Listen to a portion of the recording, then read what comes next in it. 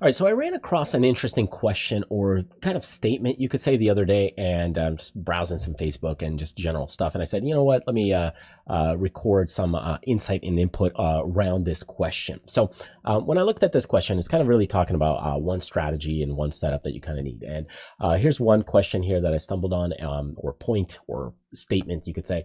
There's 1,000 indicators, 100,000 trading systems, 90% lose because they change trading systems every month. 10% win because they focus on one trading system for life. You just need one setup. So this is an interesting point. All these quotes always make me think, like, how does that apply? So, the things that I read and watch, I always think, hey, you know what, let me approach it from an open mind, from thinking, hey, well, what if it's true, but what if it's not true, right? And that goes the same for anything that I say. You should always approach it, well, is it possible? But is it possible that it's also not true? So anyway, as I look into this and just give you some insight and perspective, I will say there are a lot of indicators out there, and there's a lot of trading systems. It's true. You don't need a bunch of indicators. You don't need a bunch of trading systems. You need a couple.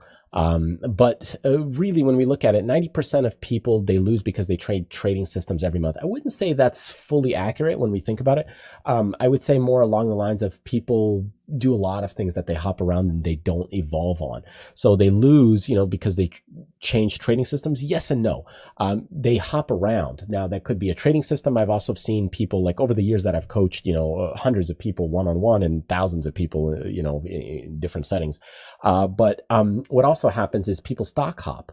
So they'll hop from one stock to the other with no consistency in there. So usually there's a lack of consistency. Now that could be in a trading system. It could be into money management style. It could be just the stocks that they pick or strategies that they pick. Whatever the case is, they're hopping around in some form or fashion. It could be also position sizing.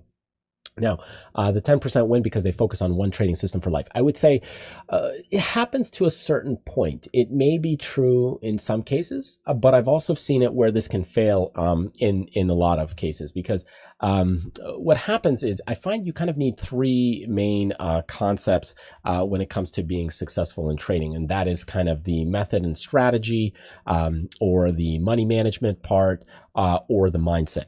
So when we look at kind of this question point of you just need one setup. Now, the problem with that is that in some cases, if I've got a person that's got $10,000 and they are doing, let's say, covered calls, now that might be fine, but if they really want to get to verticals, you might actually need to do really well at covered calls first and just get that started to get a foundation, and then lead to verticals. So now you've really kind of learned two different strategies and worked it, because the level of progression, kind of just the way things move and work, you're kind of usually going from just the basics of buying stocks. So you're learning this, then you're learning possibly covered calls, and then after that, probably verticals.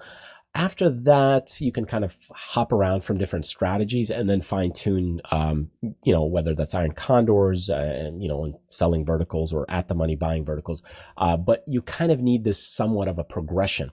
If you don't do that and you try to hop to verticals, which I've seen in some cases where some people try to hop to verticals very quickly, if you tend to do this, what actually happens is you lack a foundation in the beginning. So a lot of times when I work in the coaching system, when I work with people 3 months at a time, we actually go in and we'll do covered calls, even though somebody might be better equipped for verticals, because if they have a smaller account of, let's say, $10,000 or $20,000, even though they might be better suited for verticals because it's more capital efficient, you actually might need to work covered calls at the beginning to really understand it's an easier way to teach people options than jumping them into verticals. Of course, we could bypass that. And there's times when I could just hop people into verticals. But I would say, let's call it 7 times out of 10, it's better to do the covered calls, because you'll get at least a better foundation. And the reason for me is you run them all through the basics. If you run them through the basics, now you've got that foundation that people have.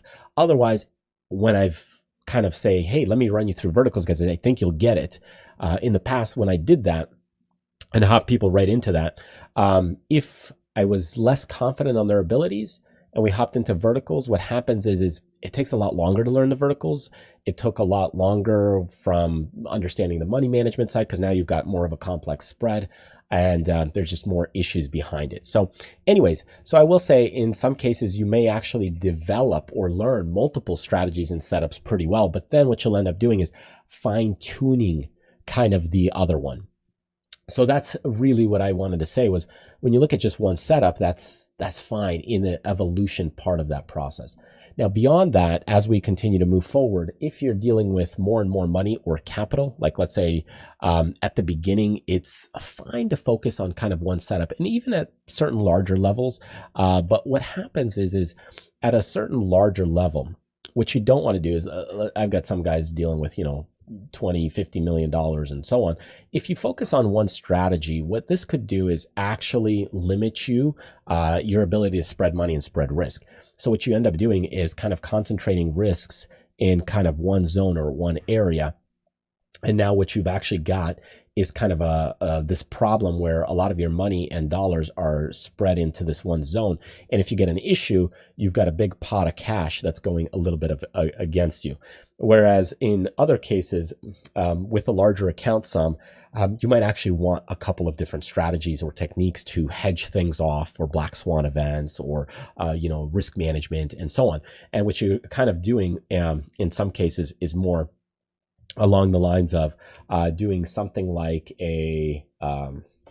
like kind of creating like compartments or departments where you've got, let's say, hey, here's my one bucket for strategy X, and then I've got another bucket over here for strategy Y, and then I've got a different bucket for this strategy over here.